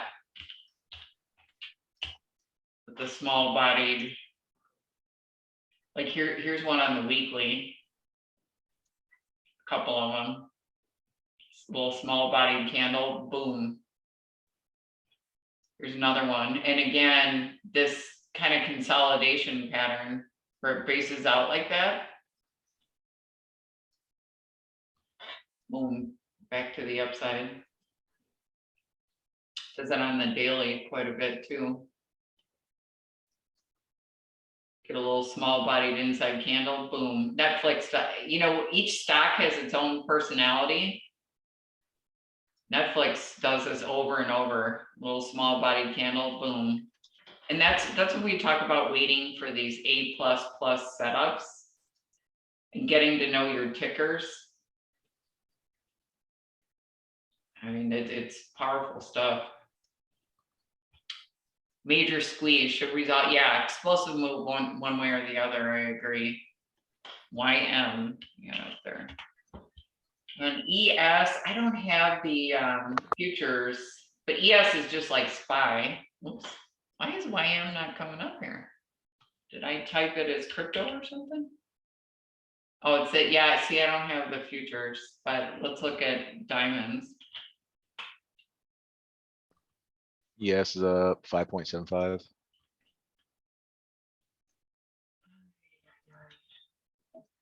Yeah, diamonds were the weaker of the indexes last week, but to me, that looks like these all look like great setups for a move to the upside from the standpoint that you had sellers, and then you had some more sellers, even though it's, but it still closed. And it closed a little bit lower, but it didn't drop intraday as far as the previous candle. Then here's where buyers picked it up, right? And this day, gap up. So if I'm drawing a broadening formation on the daily, drawing it something like this. And then you see how on this side of it, I don't know why I grabbed that line, but all those outside candles kind of line up right there. And that might be a little far out, so that's where maybe I draw the other top off of these two. I'm kind of cutting through the middle of it, but you get the point. In fact, this can go all the way back to that outside candle back here. But it sure looks pretty for a ride back up. So we just got to see confirmation tomorrow.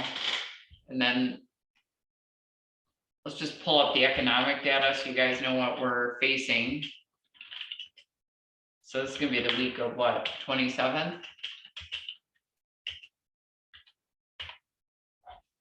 What reports are coming up?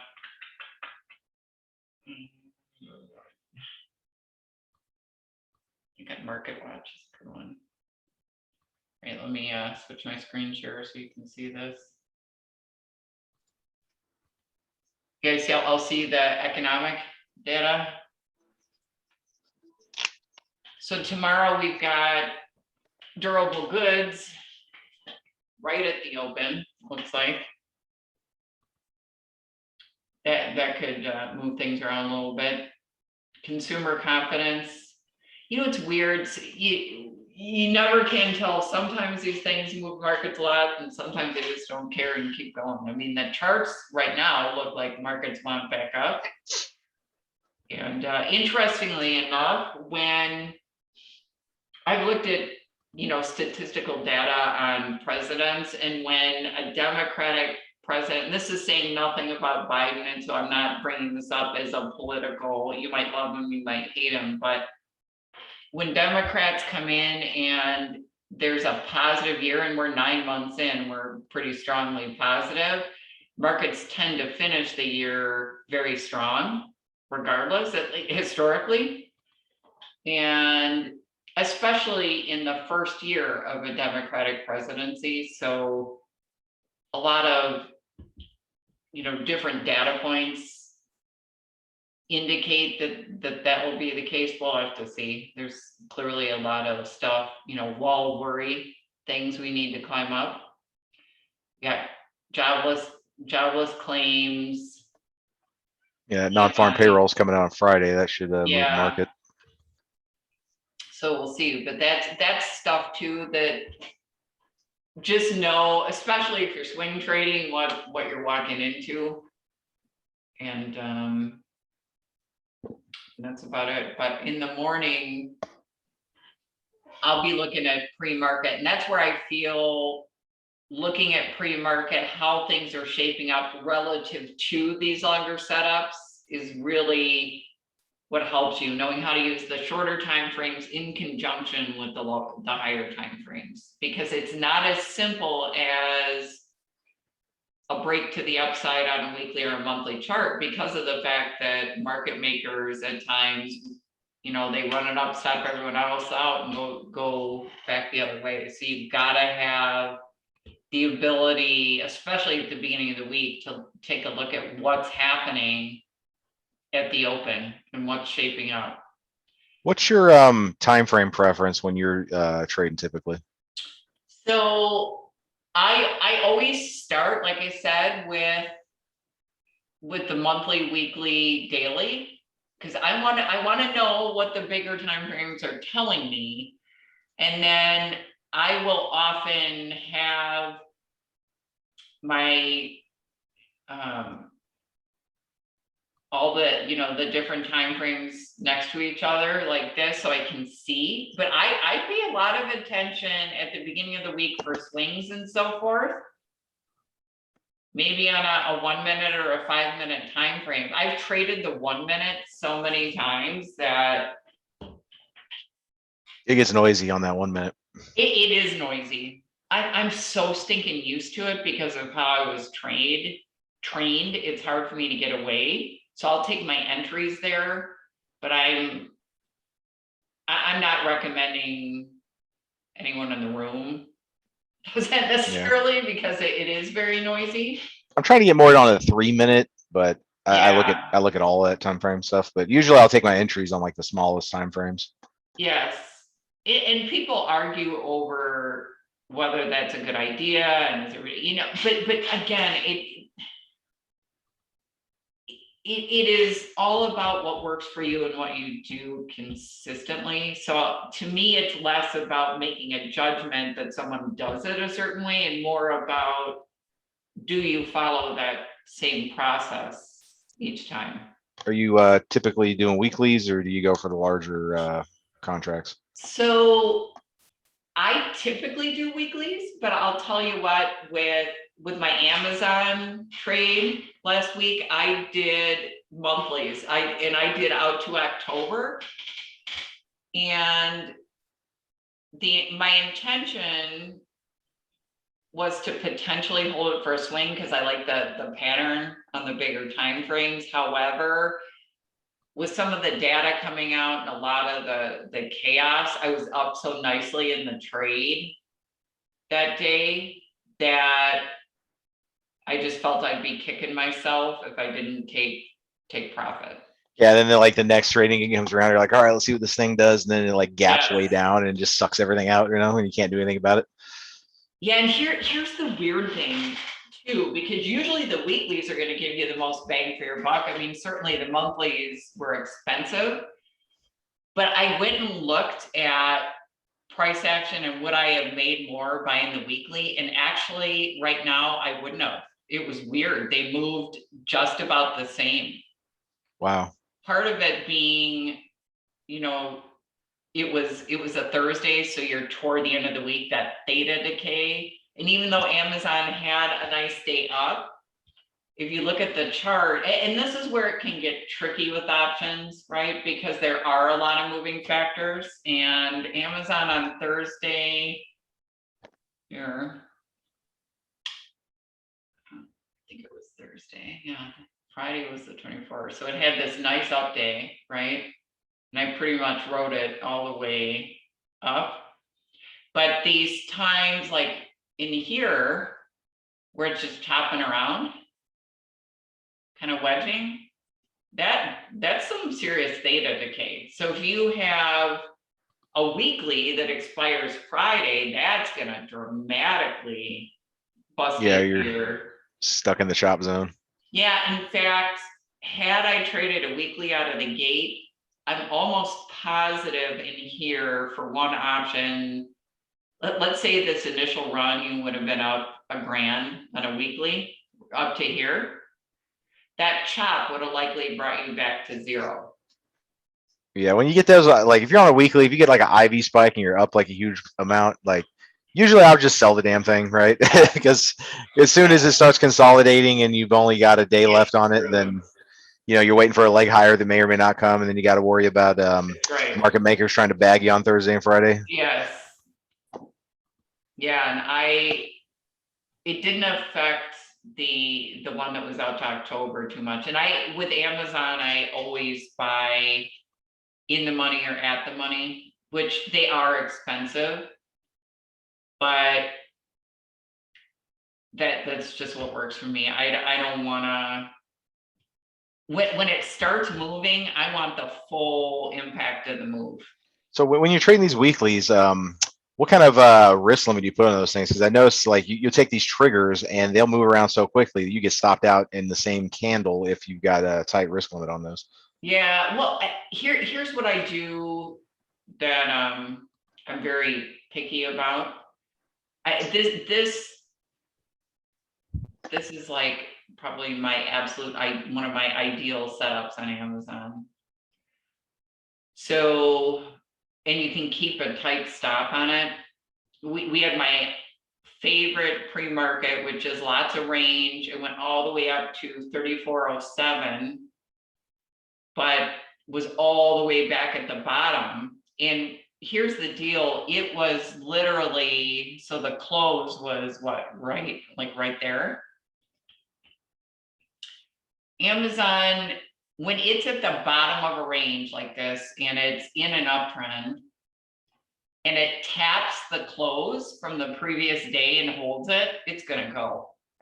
Yeah, I mean, prior to the close. it's insane. So everything was right on the setup here. So I took it on that bounce.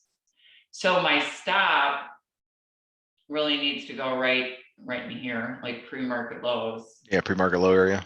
And a 4-point, what is that? No, like a 2-point stop. That's almost unheard of on Amazon. But this is one of those setups because I've traded it so much. It's either going to go or it's not. And had it dipped here, I would have likely given it a wick below and then seen where that closes, what the next candle does, just to make sure it wasn't a market maker fake out deal to grab. Yeah. But there's certain, and that's what helps about knowing various charts and their personalities, because they really. See, $2 on a weekly contract. Like what kind of drawdown? That'd probably be like what, 50%? Gosh, what would that be? Guess it depends how far out of the money you started. Yeah, I mean, if you're in the money, $2 would. It could be 50% because this is also at the open, and then you got that volatility going on. So any move against you is gonna be. In fact, let's see what the let's just see what the options candles look like. Hold on a second, because I can share that.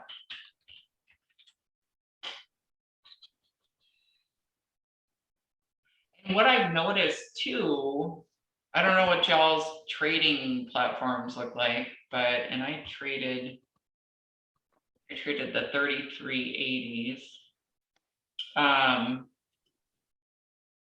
But I can see the actual candlesticks on my trading platform. I'm just gonna duplicate this a second. Which is helpful because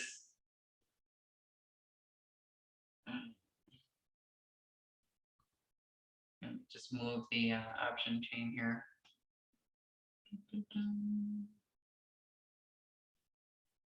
Sorry, this is from my TC 2000. Right, switch my screen share.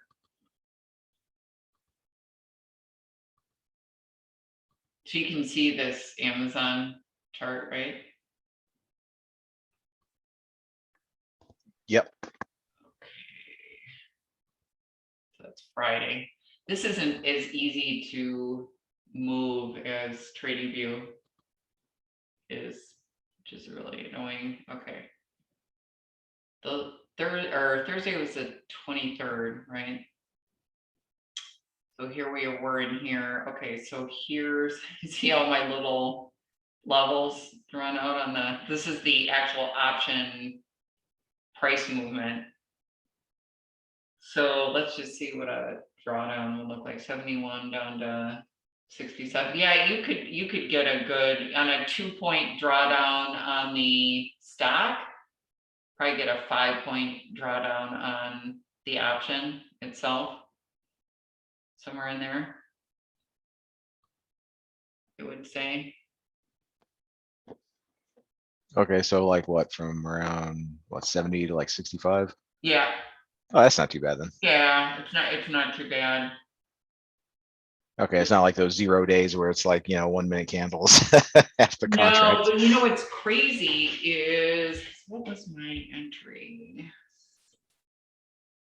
Is here's the other thing I would suggest too, that if you are trading options. Yeah, that's only October too, so you're good on that one. Like on a weekly, you're probably gonna have a lot more substantial drawdown on A that. lot more, yeah.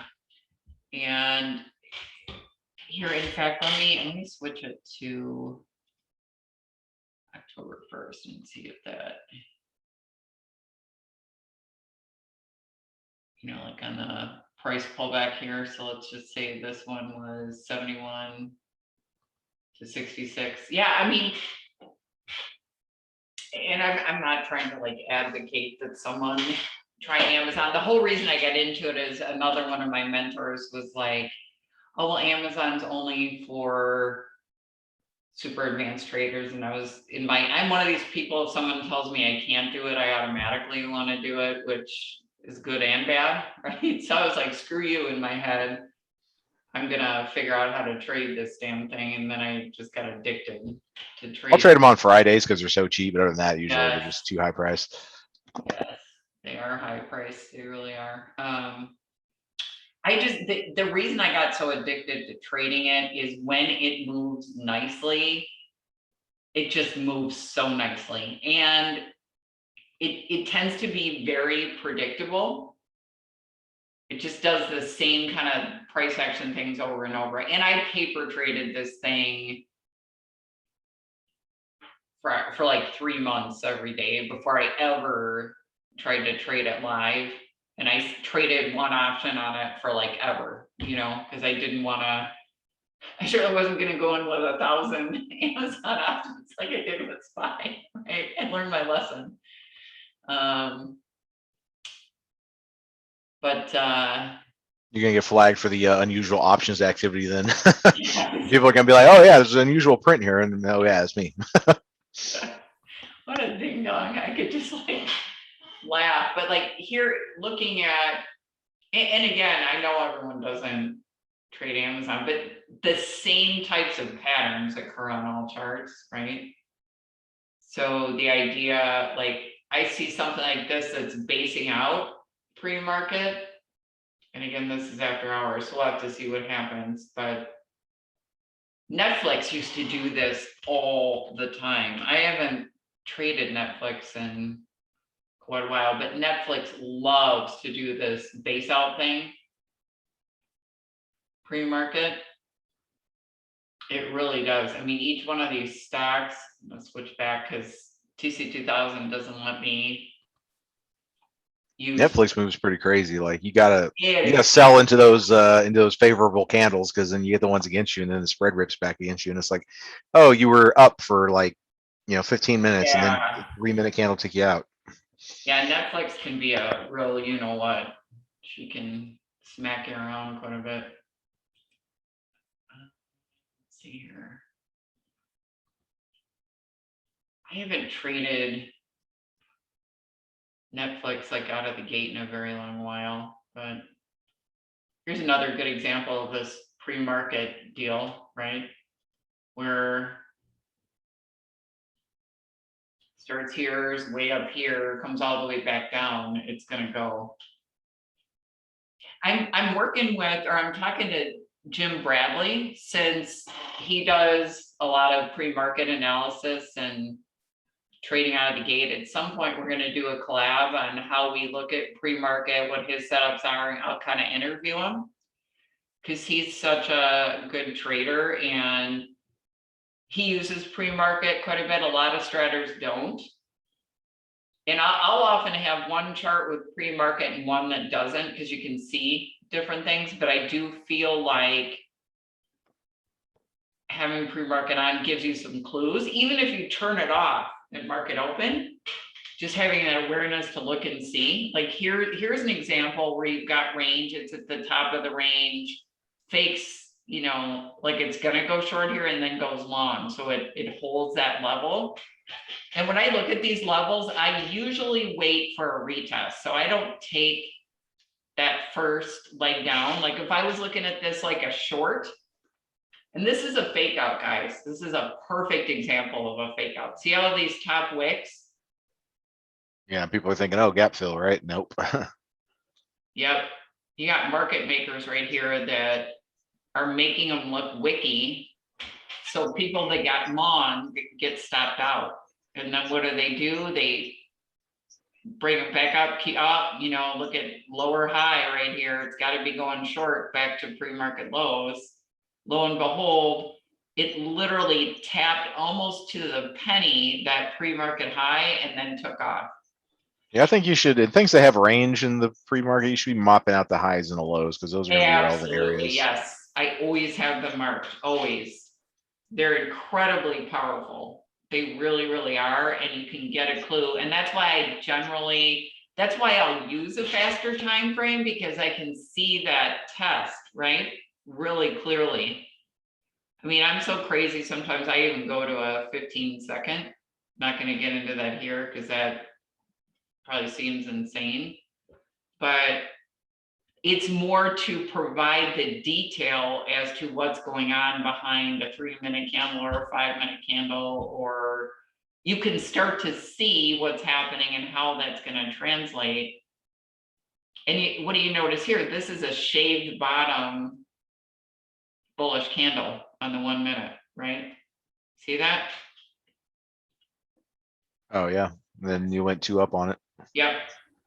So it's these little things. And part of the reason I went to a 15-second chart at one point, when I first started trading, I mean, 1 minute is a fast, noisy chart.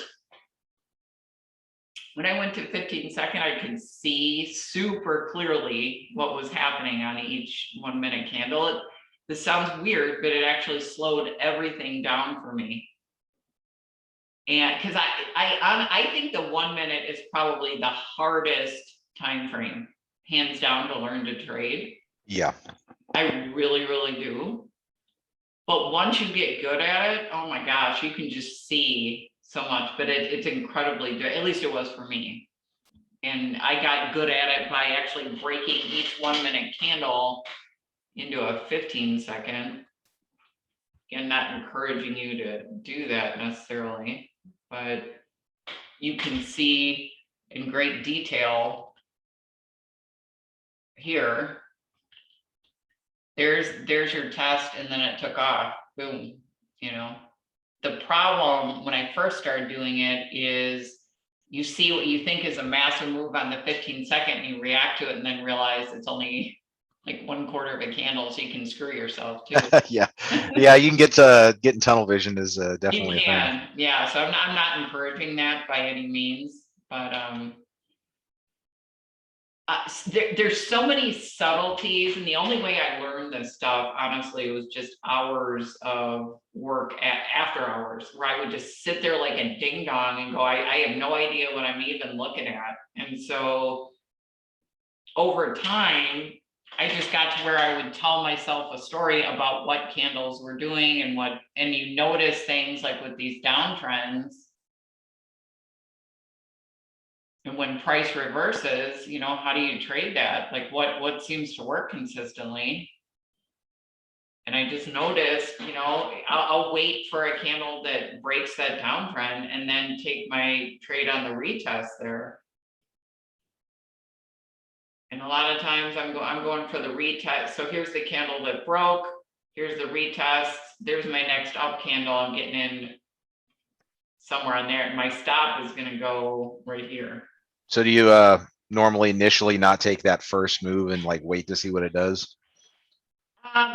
Yeah, a lot of times, yeah. There's two schools of thought about that, right? Because like in this case, you've got that level, and here's the same dang thing on the 1 minute time frame. Here's your fake out that it's going up before the retest. Here's the real move. So if you don't want to wait, for the quote unquote safer entry, and is this safer? Maybe it's not, because here your stop is so tight. You can go right below those wicks, because if it busts through, the expectation is it's going back down. Yeah, that's where you can get punked out because you're like, all right, I'm gonna grab it off that area there because it's not quite a double bottom, it's slightly lower low, but you're thinking, Yes. okay, well, it's heading up. So you grab it, and then your expectation is that low won't be violated, and then it could just flash down real quick, get you out, and then It does, go in the yeah. direction. It In which does. case, if you got a large enough count, you can be like, okay, you just jump back in, right? But if you're on like That's a right. small account, trading options and a cash only account, then your buying power's gone, and you're like, it got me. Better luck tomorrow, right? Do I trade reversal midday around 11 to 2? You know what? I tend not to. I'm not the biggest fan of the 11 to 2 time frame, to be honest. Like if you're trading options and you're day trading, your best bet, this may sound crazy, is to trade the open. I don't mean like the second it opens, and the reason I'm saying that is options need volatility. They need gamma spike, like swift movement to make money. Yep. 9 times out of 10, you're going to get that at the open. Yeah, because then you Not can get always. stuck, and then you're paying theta throughout the day, and then you're not Yes. getting the volatility. Or I have these things where you'll buy contracts just outside the money, and the thing will move 30, 40, 50, 60 cents in your Yep. favor and get right up to it, right? But then it won't actually cross over to profitable level until that breaks, and then it'll like stretch the price band in your favor. Yep. Yeah, in all honesty, if you're trading any other time of the day, you better have a really strong conviction about those higher time frames. Here's one other thing I want to tell you really quick too about, getting in on these reversal trades. You see how there's sort of a level here right above. Whenever a trade reverses, almost always, it's going to bust out, and at some point it's going to come back and test. Now, the test here, it was so strong, it stayed a point above it.